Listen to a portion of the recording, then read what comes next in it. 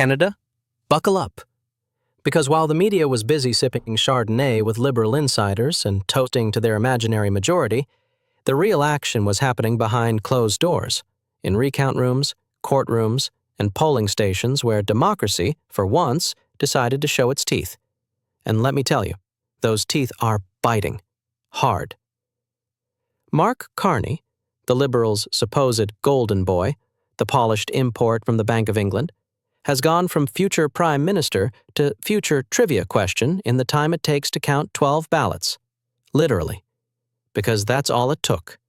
12 votes to knock the Liberals off their high horse in the Terra Nova riding. Not 12,000, not 1,200, 12. Enough to fit in a minivan. And that's just the beginning. Over in Quebec, in the riding of TBU1, the result flipped by 1 vote. 1. A single pencil mark from one citizen pulled the rug out from under the Liberals' carefully choreographed dance toward a majority. Let that sink in. 1. The entire illusion, puffed-up polls, smug panel commentary, champagne chilling in Ottawa boardrooms, shattered by a voter who probably just wanted to be home in time for dinner. Now, you'd think this would be major news, right? CNN-style countdown clocks, emergency panels, maybe even some serious faces at CBC dusting off their breaking news graphics. But nope. Crickets. Dead air. Because when the narrative doesn't fit the script, legacy media would rather you just move along. Nothing to see here, folks. Just democracy fighting for its life while reporters practice their poker faces. But we see it. Canadians see it. The people are waking up. Enter Pierre. While the Liberals were measuring drapes for their not-so-secure offices, and Mark Carney was daydreaming about being crowned king by acclamation, Pierre was doing what leaders actually do. Fighting for every vote, raising the alarm, demanding recounts, and holding the system accountable while the smug elite laughed him off. Well, who's laughing now?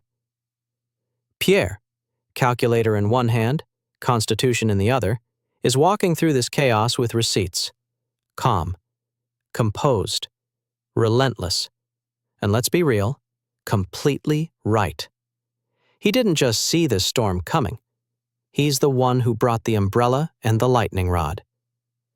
Meanwhile, back at Liberal HQ, it's a full-blown meltdown. The vibes? Nervous breakdown with a hint of Sauvignon Blanc. Mark Carney, once paraded around like he was Churchill reborn, is now missing in action, ducking questions, avoiding Parliament like it's a final exam he forgot to study for. Transparency?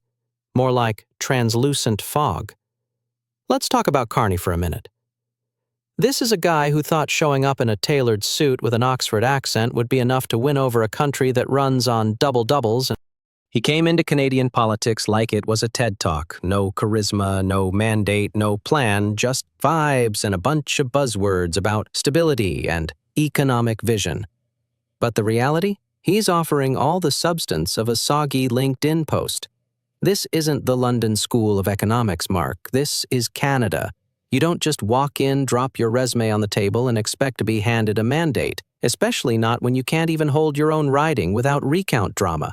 Because what these recounts reveal isn't just electoral correction, it's systemic exposure. They're pulling back the velvet curtain on the liberal illusion, and surprise, there's no wise wizard back there, just a sweaty banker in a blazer, 2 sizes too big, frantically whispering the word mandate like it's going to magically make people forget the vote count.